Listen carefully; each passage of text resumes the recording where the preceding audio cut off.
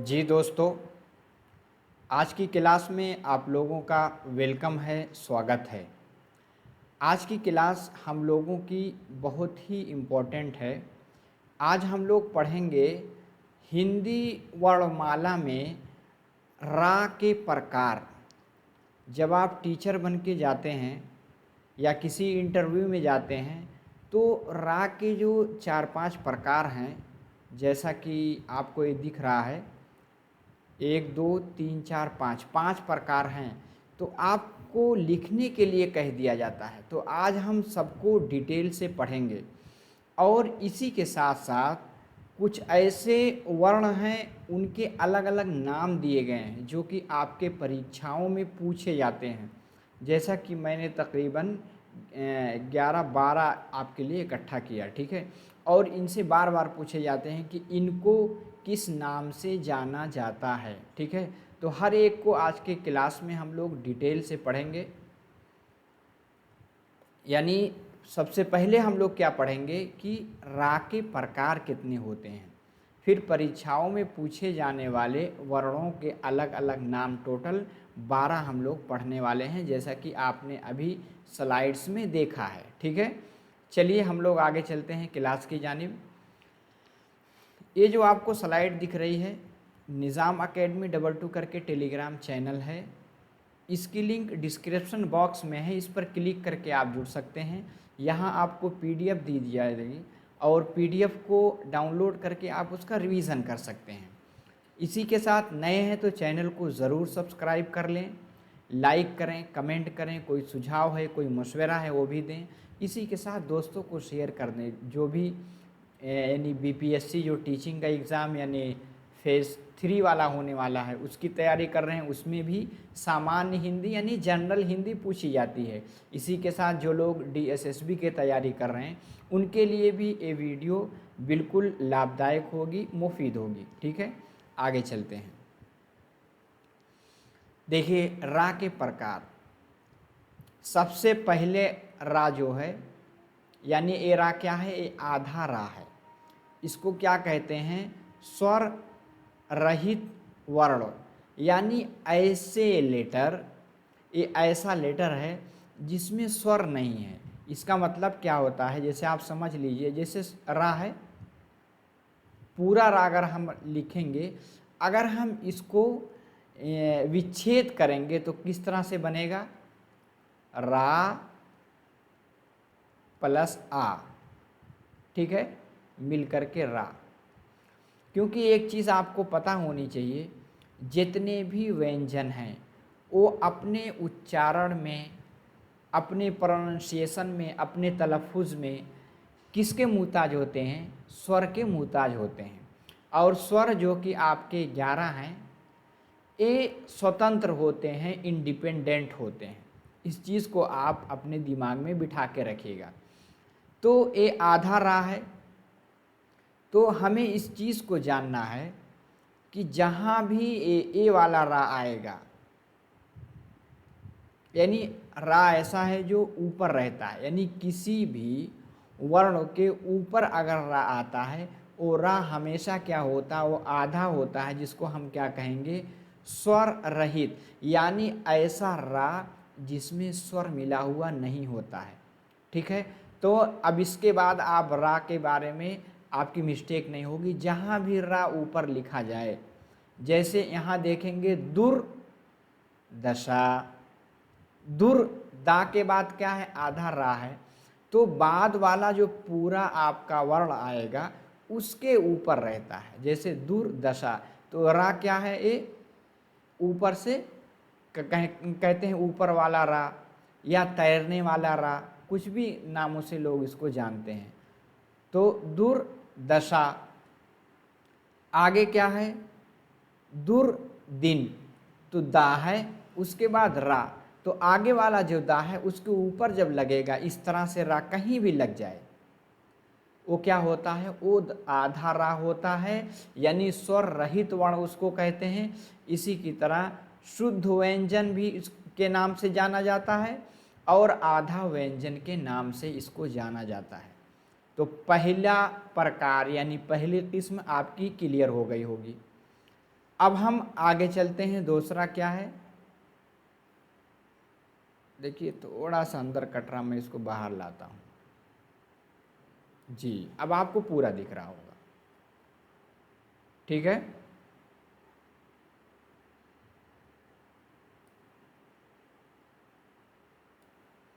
चलिए पहला। दूसरा, इस तरह से री लिखा रहता है। री, री क्या है, ये आपका स्वर है। जैसे आप कहेंगे आ ई उ, उसके बाद क्या है, री, ठीक है। री तो इस तरह से इंडिपेंडेंट लिखा जाता है, लेकिन अगर किसी व्यंजन के साथ री लिखा जाएगा तो किस तरह होता है, ए नीचे लिखा जाता है इस तरह से। जैसे छोटा स्मॉल सी लिखते हैं ना, उस तरह से लिखा जाता है। जैसे मात्र, इसी के साथ कृपा, आप कृपा लिखते हैं, कृपया लिखते हैं, वो जो नीचे का के नीचे जो ये है ना, ये क्या है, ये री है, ठीक है। तो कृपा, यानी हम उसको उसके उच्चारण से, उसके प्रोनाउंसिएशन से भी समझ सकते हैं। तो वो क्या है आपका, ये आपका री है, ठीक है। मात्र यानी कृपा, कर्पा नहीं पढ़ेंगे बल्कि क्या पढ़ेंगे, कृपा, यानी दृढ़, ठीक है, समझ में आ गया। ये दूसरा प्रकार है रा का, ठीक है। तो ये क्या है, ये स्वर वर्ण होता है। ये क्या है, ये आपके स्वर जो टोटल 11 हैं, उसमें से यानी आ ई उ 6, यानी 7वें नंबर पर, ये 7वें नंबर पे आता है आपका, ठीक है। तो दो रा के बारे में हमने सीख लिया। तीसरा रा देखते हैं। तीसरा रा जो होता है बिल्कुल इस तरह से एकदम सादा सिरल, यानी सरल रहता है ऐसे। ये क्या है, स्वर सहित व्यंजन, यानी ये ऐसा व्यंजन है जिसमें स्वर मिला हुआ। आपको पता है जितने भी व्यंजन होते हैं वो अपने उच्चारण में किसके मुहताज होते हैं, स्वर के। जैसे रा है, अब ये रा जो है ये असल में क्या है, रा आधा और प्लस आ, ठीक है। तो रा क्या है, स्वर सहित व्यंजन है। जैसे रस, रात, ये रा का है, क्या है आपका, पूरा हुआ। पहला वाला आधा आता है जो ऊपर लिखा जाता है। दूसरा री होता है जो कि स्वर होता है। तीसरा क्या है, तीसरा पूरा कंप्लीट होता है, आधा नहीं होता, ठीक है। चौथा क्या है, आप देखेंगे किसी के नीचे इस तरह से रहता है, इस तरह से रा, ये क्या है, या स्वर सहित व्यंजन। अच्छा, जो इस तरह के रहते हैं वो रा क्या होता है, और रा पूरा होता है। जैसे आप देखेंगे ये क्या आपका है, पर है, ठीक है। तो ये असल में क्या था, आधा पा प्लस पूरा रा, आधा पा प्लस पूरा रा है। तो कहने का सेंस ये है कि जहाँ भी रा नीचे इस तरह से आएगा, जैसा कि पराकाश में है, परावेश में है, तो इसमें जो पा है ये क्या है, ए पा आधा है और रा क्या है, कंप्लीट है। इसलिए प्रा, प्रा पढ़ा जाता है। क्या पढ़ा जाएगा, प्रा, यानी परावेश, पराकाश। और जिसमें आधा होता है, जैसे दुर्दशा, ठीक है, जो दूसरे वाले के ऊपर लगता है वो आधा होता है। लेकिन अगर कोई किसी, जैसे पा के नीचे इस तरह से साइड से जो लगेगा, और रा क्या होता है, वो पूरा होता है। यानी उसमें क्या होता है, उसमें स्वर भी मिला होता है, ठीक है। स्वर सहित का मतलब क्या है, ये आधा पा है। अब रा को जब तोड़ेंगे, आपको पता है पूरा रा क्या होता है, आधा रा और प्लस क्या आएगा, प्लस आ आता है, ठीक है। उम्मीद है समझ में आ गया होगा। तो हमने चार। पांचवा क्या है, आप देखेंगे पांचवा इस तरह से होता है। ए क्या होता है, ए भी स्वर सहित, ए भी पूरा होता है। ए भी क्या होता है, ए पूरा रा होता है। जैसे राष्ट्र, आप देखेंगे ट्रेन, इस तरह से ट्रेन आप लिखते हैं। तो इसमें अगर हम देखेंगे, एक कि वास्तव में किस तरह से आएगा, तो क्या है, ये टा क्या होगा आपका, टा आधा होगा, उसके बाद प्लस रा, ठीक है। और रा क्या है, रा को जब तोड़ेंगे तो आधा रा आकर के, तो क्या कहा, स्वर सहित व्यंजन, यानी रा जो है कंप्लीट। तो पांचों में से हमने एक चीज़ सीख लिया कि जहाँ कहीं भी अगर रा ऐसे ऊपर आ गया दूसरे वाले पे, तो वो रा क्या होगा, आधा होगा, झटके के साथ पढ़ा जाएगा, जैसे दुर्दशा, दुर्दिन। और जहाँ इस तरह से यानी छोटी सी इंग्लिश वाला बना रहेगा, वो क्या है, वो आपका री होता है, जैसे कृपा या कृपया। तीसरा क्या है, रा पूरा कंप्लीट होता है, जो इधर उधर किसी के नीचे या किसी के ऊपर नहीं होता, जैसे रसरात। चौथा क्या हुआ, जो इस तरह से टेढ़ा होता है जैसे पा के साथ, तो इसमें क्या है, पा आधा होगा, रा लेकिन पूरा होता है। अगर इसको आप देखेंगे तो आपके एग्ज़ाम में जो आता है कि बताइए इसका विच्छेद कीजिए, इसका विन्यास कीजिए, तो अगर आप इस रूल को समझ जाएंगे तो आप सही लिखेंगे, ठीक है। इसी के साथ इसका प्रोनाउंसिएशन भी सही करेंगे। आजकल जो है आप KVS में जब इंटरव्यू होता है तो उसमें कहा जाता है रा के बारे, आप जो है उसमें कहा जाएगा आप प्रवेश लिख के दिखाइए, कृपा लिख के दिखाइए, फिर उसका उच्चारण पूछा जाता है, तो ठीक है। तो अगर इस बारीकी को आप समझ लेते हैं तो आप गलती नहीं करेंगे। तीसरा आखिर में क्या है, पांचवा वाला क्या है, जैसे राष्ट्र, तो ये क्या है, आधा टा पूरा रा, ट्रेन, इसी तरह ट्रक। उम्मीद है कि पांचों किस्में समझ में आ गई होंगी, पांचों प्रकार समझ में आ गए। अगर समझ में आ गए तो एक मरतबा कमेंट बॉक्स में लिख के बताइए और लाइक भी कीजिए, ठीक है। नए हैं तो चैनल को सब्सक्राइब भी कर लीजिए। चलिए आगे चलते हैं। आगे अब हम कुछ ऐसे वर्ण को लेंगे जिनको अलग अलग नामों से जाना जाता है। वो नाम थोड़ा सा आपके ज़ुबान पे भी मुश्किल लगते हैं, कठिन लगते हैं, हम उसको देखते हैं। पहला क्या है, एक आपका हा है, और दूसरा क्या है, विसर्ग वाला, यानी अनुस्वार दो होते हैं, आपको पता है, एक अंग, दूसरा आह, ये हैं दोनों। इसमें से दूसरा ए यानी विसर्ग और हा, इसको क्या कहते हैं, इसको कहते हैं काकल्य वर्ण। याद रखिए किस नाम से जाना जाता है, काकल्य वर्ण। इसका आप स्क्रीनशॉट भी ले सकते हैं। आगे दूसरा क्या है, एक है रा। अभी हमने रा का नियम पूरा पढ़ा कि रा किस तरह से लिखा जाता है, किस तरह से पढ़ा जाता है, कहाँ आधा रहता है, कहाँ पूरा रहता है, पांचों प्रकार हमने देख लिया। जैसे रा को क्या कहते हैं, लुंठित, लुंठित, या क्या कहेंगे, परकंपित वर्ण। तो रा को लुंठित क्या कहते हैं, इसका अगर हम अर्थ देखेंगे, लुंठित मतलब लुढ़कना। हम जब रा का उच्चारण करते हैं तो हमारी जो ज़ुबान की नोक है ऊपर जा कर के ऐसे लुढ़क जाती है, यानी रा रा रा, इसलिए इसको क्या कहा, लुंठित वर्ण। आप पूछ लेंगे, 4-5 ऑप्शन दे देंगे, इसमें से कौन सा लुंठित है। लुंठित क्या है, रा है, यानी इसमें क्या है, ज़ुबान लुढ़कने लगती है। तीसरा क्या है, पाशर्विक या वत्सर्य वर्ण, यानी ये ला है। ला को पाशर्विक वर्ण या वत्सल वर्ण क्यों कहते हैं, रा के रा, ला जब कहेंगे तो हमारी जुबान थोड़ा सा तिरछी होगी, ला यानी जुबान का सिरा ऊपर जाएगा, ऊपर तालू में, तो ला, ठीक है। चौथा क्या है, ताड़नजात, जिसको आपने इससे पहले भी पढ़ा, या उच्छप यानी उक्षिप्त, उक्षिप्त वर्ण या ताड़नजात।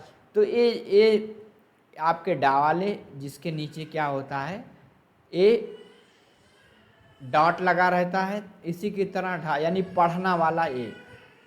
इसके साथ एक नियम भी याद रखिएगा, ये हमेशा कभी भी ये किसी भी शब्द के स्टार्टिंग में नहीं आते हैं, या तो बीच में आएंगे या तो अंत में आएंगे, ठीक है।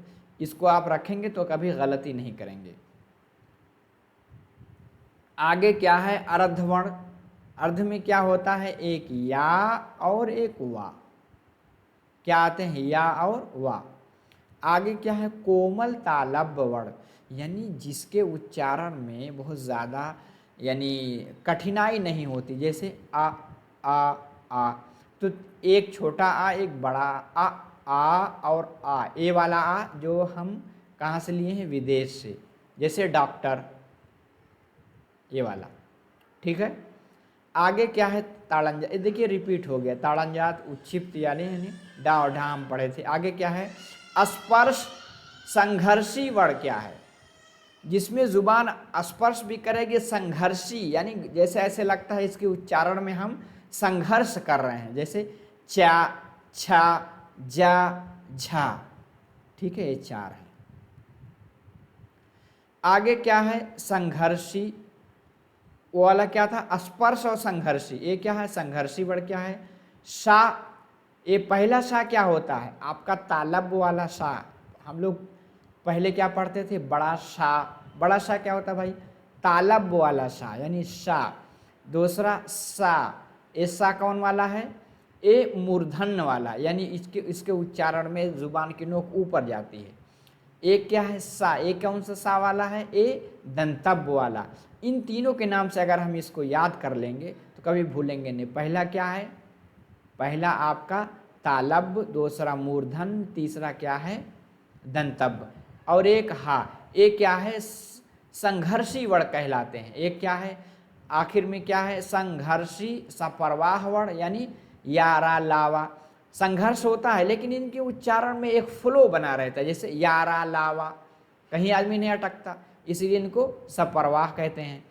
एक कठोर कर्कश, यानी जिसके उच्चारण में एक कर्कश यानी कड़कड़ाहट की, जैसे टा ठा डा ढा, ये क्या है कठोर या कर्कश वर्ण हो गए। आगे है अनुनासिक वर्ण, चाहे आपका चा वर्ग हो, चाहे आपका का वर्ग हो या चा वर्ग हो या टा वर्ग हो, ता वर्ग हो, पा वर्ग है, 5 वर्ग आपके हैं पता है आपको।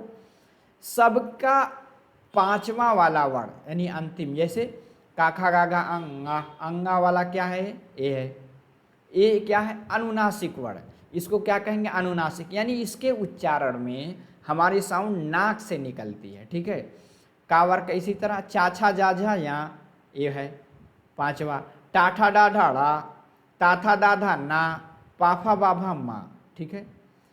तो हमने 11-12 इस तरह से नेम सीख लिए। इसी के साथ रा वाला आपका बहुत ही इम्पोर्टेंट है, अक्सर आपके इंटरव्यू में पूछ लिया जाता है, कहा जाता है ब्लैक बोर्ड पे लिख के दिखाओ, ठीक है। जब आप टीचर बन के इंटरव्यू देने जाएंगे तो ज़रूर पूछा जाता है। तो उम्मीद है कि समझ में सब आ गया होगा। जाते जाते अगर अच्छी लगी वीडियो तो लाइक ज़रूर करके जाएं, कमेंट करें, शेयर करें। निज़ाम अकेडमी 22 करके टेलीग्राम चैनल की लिंक डिस्क्रिप्शन में है, उससे आप जुड़ जाएं।